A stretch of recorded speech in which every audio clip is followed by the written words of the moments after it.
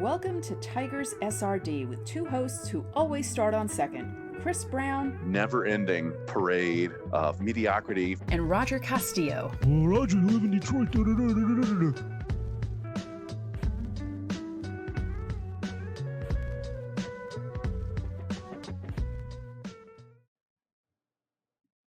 Hello and welcome to another episode of Two Tigers SRD here at MotorCityBengals.com. Of course, at Tiger Medical Report.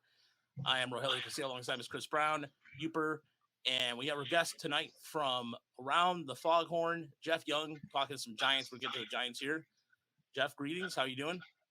I'm doing well. How are you guys doing today? Good. I expected you the picture for some reason to have your sunglasses. I can go grab those sunglasses if you want. It's quite all right.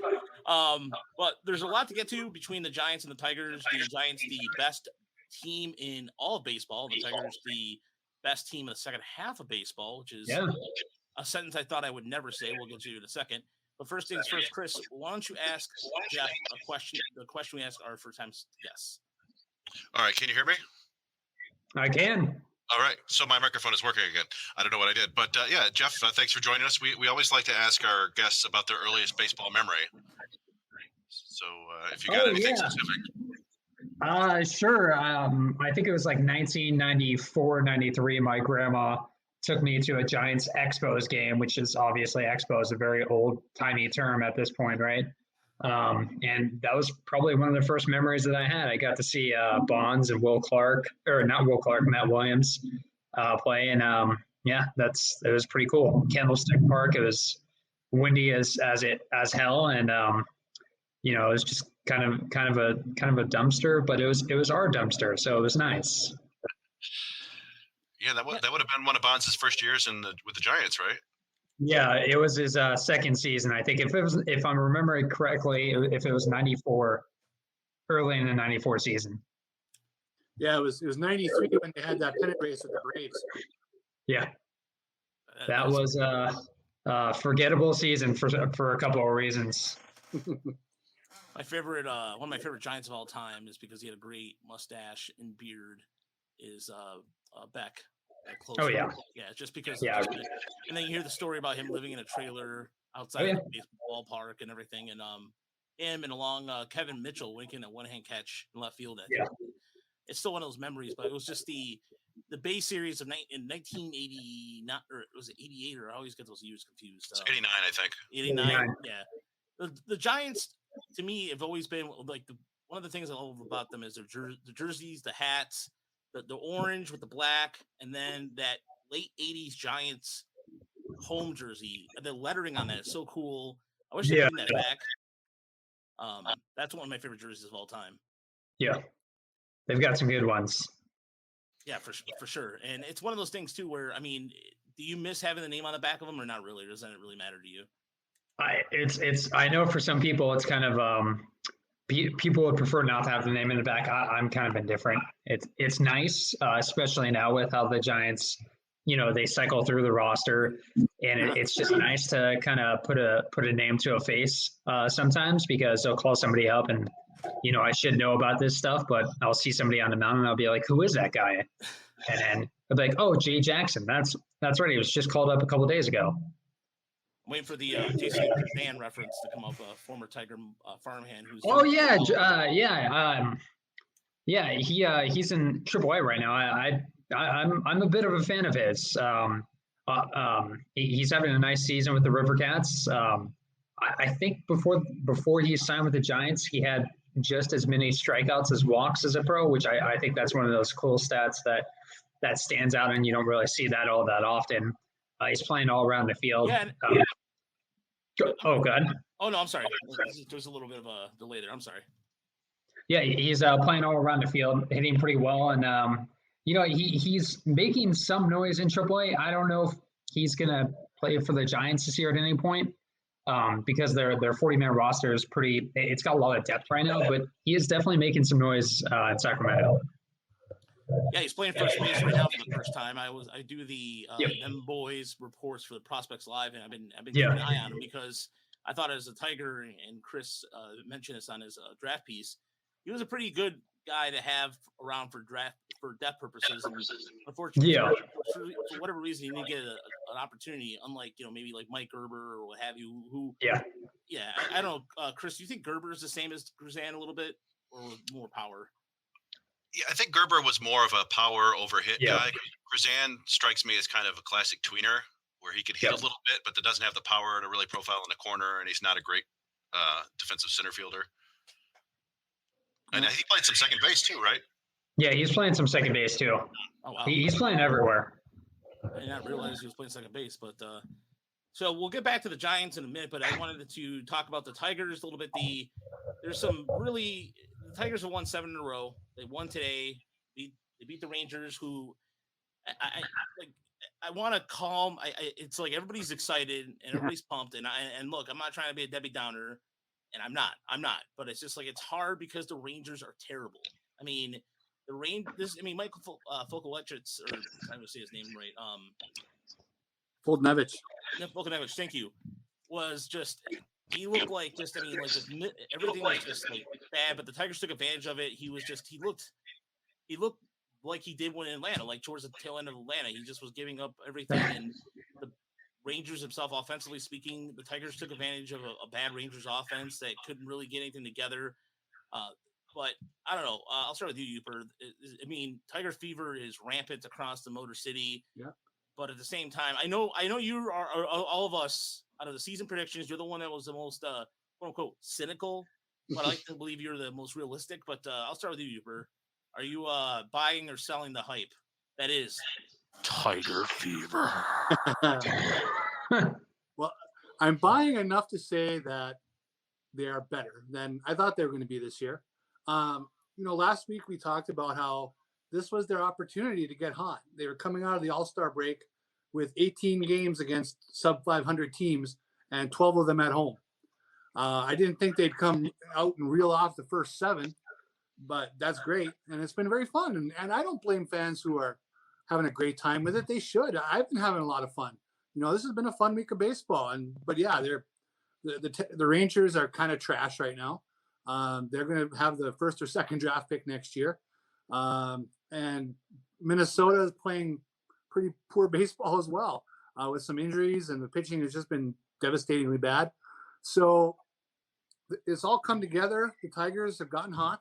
They're playing some weak teams, and they have 2 more weeks of weak teams. So we'll see what happens. Kansas City went into Milwaukee and swept them. So the Tigers are going to Kansas City now. We'll see how that goes. It should be a good series. Yeah, I mean, the one thing I wanted to take away, I mean, we'll get to Minnesota because Minnesota's made some waves today, but what about you, Chris? I mean, I think you also, just like me, you don't want to drink the orange punch, but. Well, I mean, you kind of just have to play the teams that are in front of you, and so I was telling you the other day, like, it's nice to feel bad for another team for once. It's something I've always, like, back when the Tigers were really good in the early parts of the decade, you'd see these other teams and they'd have like this, random 26-year-old reliever just trying to hold on who can't throw strikes, or a 35-year-old who's just, hoping for one last hurrah. And that's been the Tigers basically for the last 4 years. And it's kind of nice to have that be the other team. Yeah. And so, and what's fun about the Tigers is, I don't want to say that it's necessarily for real. They are beating up on bad teams, but they're doing it with a roster that's really different than it was to begin the year. And it kind of reminds me a little bit of what the Giants have done in the last several years of cycling through these players and getting guys from out of nowhere. I don't know what the people named Vossler and there's probably a Skippy in there at some point, but you see guys like Haas has come in and been a monster. Who knows if it'll last. Badu is one of the best stories in baseball. Zach Short has come in and provided some pop and good defense. Jake Rogers was doing it on both sides of the ball in a way that's some fun. Skubal and Mize have really stepped up. But there's definitely been some luck. Like Willie Peralta isn't suddenly a great pitcher. He's got his peripherals are all pretty much the same as they've always been. He's not striking guys out. He's walking guys. So that's going to come back down to earth. I still don't understand how Matt Manning is having any level of success given what he's throwing. So I do think it's going to come down a little bit, but man, it's just nice to see a team that's competitive and fun to watch and doesn't feel out of a game basically ever now, which is it's just new. It's a new feeling for the last several years. Yeah, and you know what I've been really enjoying about this whole experience is that we've seen fans out there coming out there with a lot of energy, a lot of the quote unquote Tigers Twitter, whatever that terminology means. I don't know if there's a Giants Twitter quote unquote, but no, I mean it's just it's good to see that, and it's infectious. And also at the same time, what you said is correct. They're doing what they have to do against the teams that they're supposed to beat. And amazing enough, I mean, you have some performances like Kyle Funkhauser, who is not allowed to hit or run now in 16 straight innings of work. Jimenez is going out there pitching 2 innings, which he hasn't done in a long time. So, Jeff, I'll ask you in terms from an outsider's point of view from the National League, which is, I mean, the National League West is such a ferocious beast. In terms of watching the NSL or the AL Central beating itself up, what's your thoughts about the Tigers season from afar? Yeah, I mean, for starters, I like that they went out and signed Robbie Grossman to start the year. He's kind of one of my quietly under the radar favorite players because he doesn't hit for a ton of power, although I think he has like 15 homers this year. But he's one of those guys. He really gets on base at a high clip, works the counts. And I'm honestly surprised that the Giants didn't try to pick him up. But yeah, I mean, obviously with the Tigers, if we go back to 2017 with the Giants and the Tigers, they were two of the worst teams in baseball. And they accumulated some assets since that time. And you know, it does sound like the Tigers are kind of maybe not the competitive windows opening, but they're taking the next step in their development. You know, and they're taking care of the lesser teams. You know, it's great that they're beating the Rangers. It's great that they're beating up. Was it the Royals that they played recently? Twins. And they which one? Twins. Twins. I mean, but that's a sign of a team that's progressing, right? Because if you go back to where the Tigers were just a couple of years ago, I mean, they probably, instead of rattling off 9 or 7 wins in a row, they probably go 4-3 or 3-4, and we'd be okay with it, right? I mean, that's kind of what it seems like, and of course, it's good to see that Casey Mize is kind of having a nice season after maybe a rough rookie year last year. It's unfortunate that Skubal, or is it Skubal or is it Subal? Skubal, yeah. It's unfortunate that he underwent Tommy John surgery recently. And then obviously with the story with Turnbull. Okay, I'm getting the names mixed up, but and then with the story with Badu, I mean that's kind of how you find I mean, when you find kind of unheralded gems like that, I mean that's kind of how you build a strong roster. You make some good free agent signings, but the base of your organization is based on, you know, building through the draft and then finding maybe 1 or 2 guys that were overlooked by other teams. I mean, that's kind of where the Giants are at right now too. Yeah, and I want to get to the Giants here. And Sure. The thing is, I really liked how they built their pitching staff in the offseason. It was one of those things where, and Chris and I have talked about, I know you've been in the part of this conversation in our Slack channel on our fan side. It's impressive that the Giants are able to go out there and they get a guy in Alex Wood who has been kind of beat up a little bit, but he's been able to come in, provide 88 innings of quality work. I mean, again, he's a guy who's going to go out there and at least be a gamer. Same thing with Johnny Cueto, who I honestly wasn't even sure what Giants fans were expecting out of him. But the Anthony D. Schiaffini signing was one of the ones that I wish the Tigers would have gone after him. And he has done really well. I mean, 23% strikeout rate. He's got a 2 WAR. But then, I mean, Kevin Gausman, that was such a key re-signing to get him back there. But talk about the Giants' approach to the offseason, because I thought they had quietly one of the better off seasons in baseball. Yeah, I mean, I think depth was the key buzzword that we kept using when looking at the moves the Giants were making. With signing a guy like DeSclafani, I mean, it's easy to see him. I mean, he struggled, but when you looked at his stats, he struggled at the Great American Ballpark, which is one of the more hitter-friendly ballparks. And it was just easy to envision him needing a change of scenery, going to a more pitcher-friendly park like like Oracle Park, and Comerica Park would have been another good park for him too, because I mean the dimensions are so big. He probably would have had success there too. But yeah, I mean the Giants they did quietly have a nice offseason.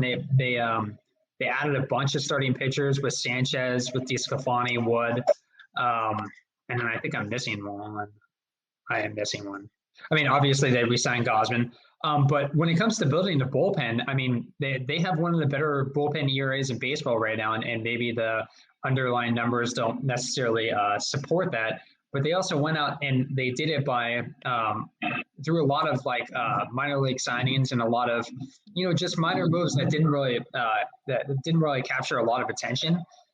You look at the guys who are there right now, like Jay Jackson, Dominic Leone, and Zach Littell, and they've all over the past. I mean, throughout this year, Jay Jackson's relatively new to the roster, but Littell and Leone have become leverage relievers in the Giants bullpen. They were both brought in on minor league deals.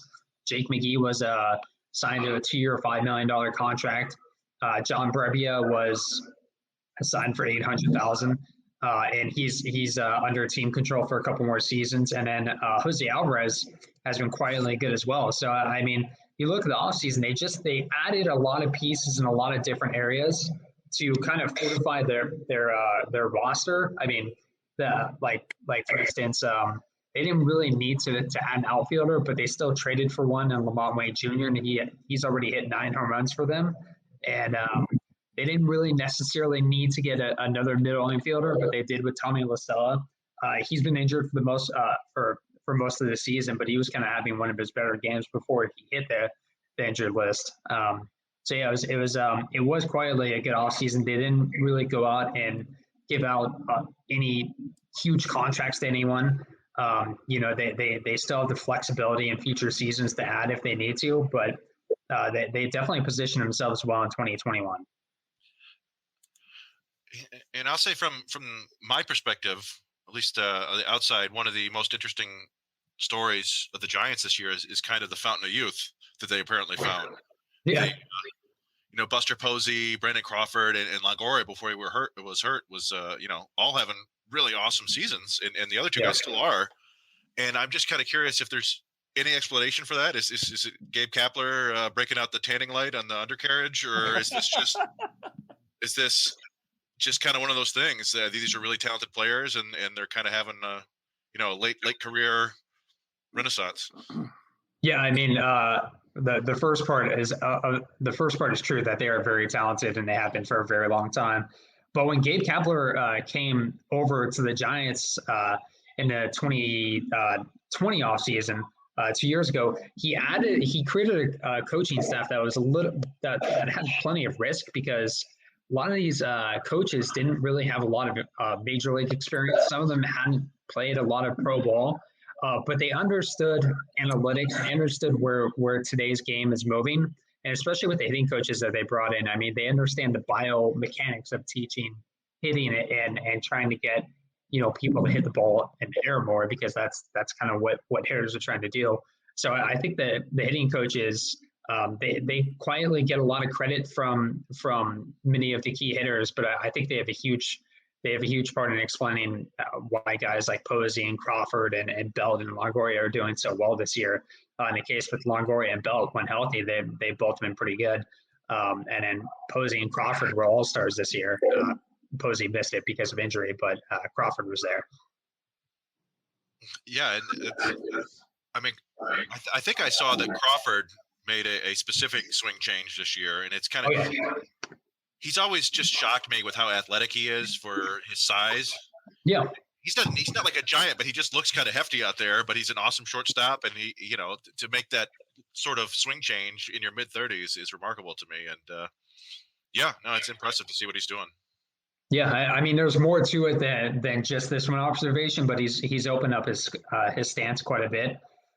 He's probably impacting the ball at a much better angle now than he used to.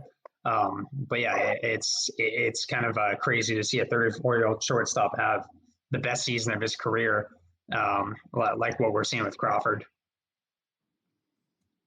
Yeah, and the biggest takeaway too about the Giants too is that you have guy. I mean, I know that Mike Yastrzemski is a guy that everybody was kind of hoping was going to have this continue to grow in his career. Yeah. In terms of look at some of his numbers, he's still doing a very good job. WRC plus over 122. So he's walking at 10% clip. But are fans pleased with his performance? It's 16 home runs. I mean, everybody seems to be, and Giants fans I know are pretty critical, from my understanding. They're I know there's other way teams like the Giants fans are pretty crass, but has everybody been happy with Yastrzemski's performance this season?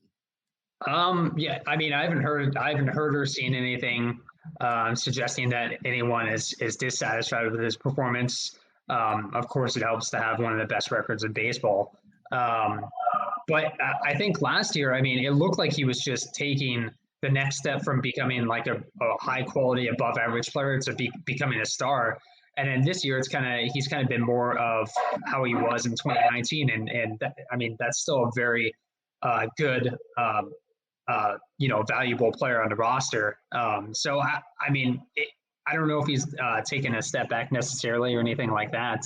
The 60-game season was a very small sample, but I'd say pretty much everyone is happy with his performance so far. He's going to hit 25 home runs if he's healthy. I mean, he's played really good defense in right field. He's somebody who can play every day. He's not a platoon hitter.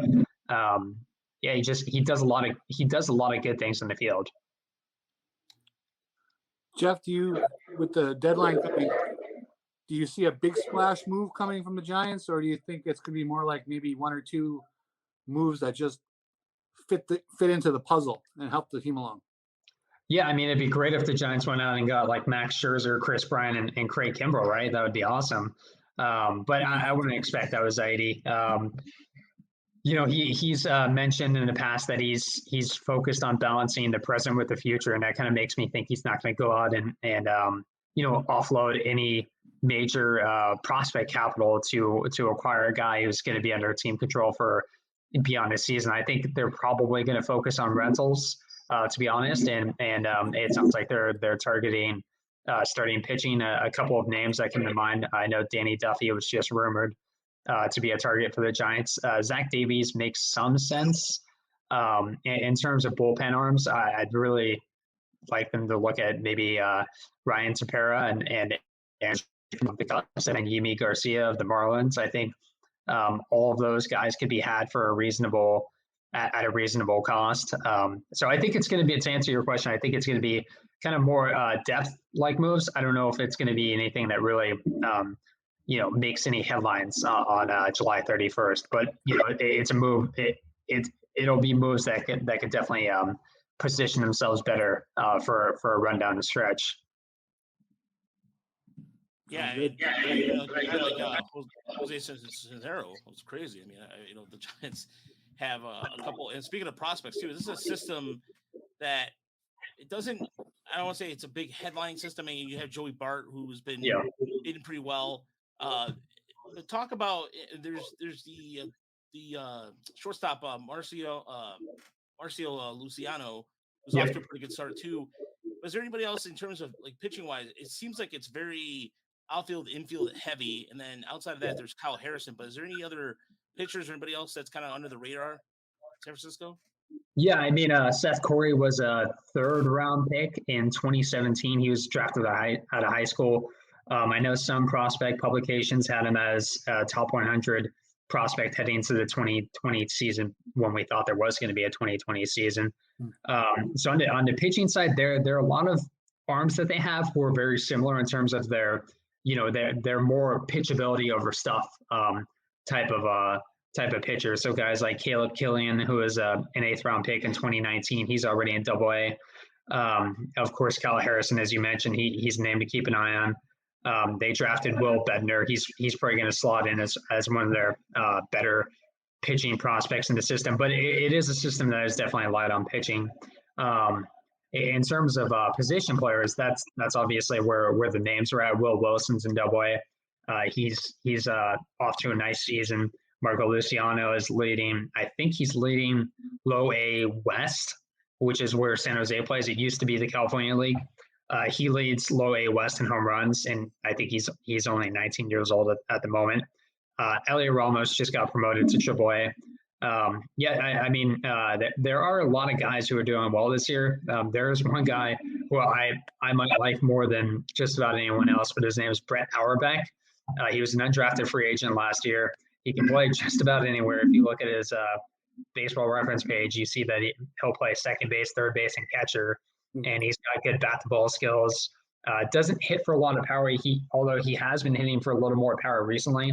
He's made some obvious swing changes when you look at him compared to his days in college.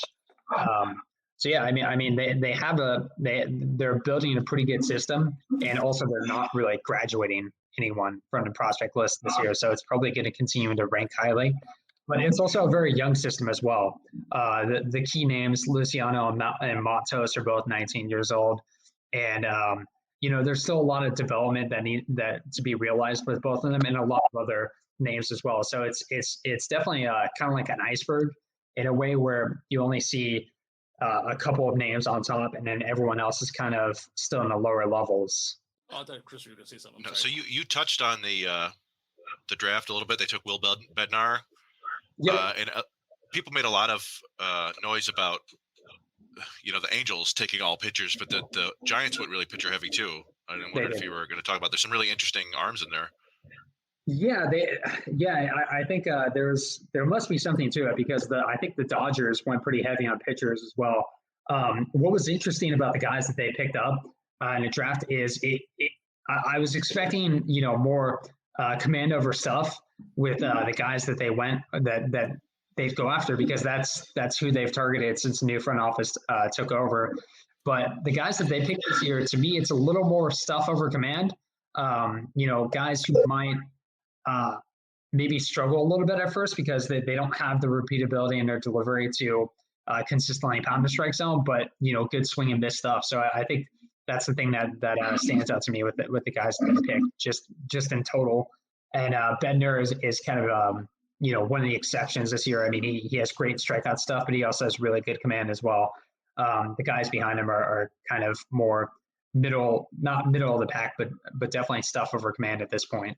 But the Giants' second half, though, before we let you go, the one of the questions I want to ask you was the Giants are quote unquote would you say they're in, Chris? We talked about this before. They're in rebuild, but they seem like they're way further ahead than the Tigers are, and they seem like they're going to make possibly some postseason noise. I'm not really sure. You got the Dodgers out there, the Padres. Are they going to just continue to stay the course? You mentioned this. Do they stay the course? Or do they consider just getting the postseason and this was a successful season? I mean, the expectations for the Giants this year. Yeah, I think getting to the playoffs is when this season started. I don't know if anyone expected the Giants to even be as much in the playoff picture as they are right now. So, I mean, to me, that's a huge success. And anything that comes after that is great. I would love it if they went to the World Series and won again. That would be great. But to be honest, I mean, I think if you go back just a couple of years and look at where the Giants were in 2019 or 2018, no one really could have predicted that they'd be as good as they are right now. And this rebuild, which never really fully took place, it feels like it's the rebuild is in a sense over, and that their competitive window is beginning to open up.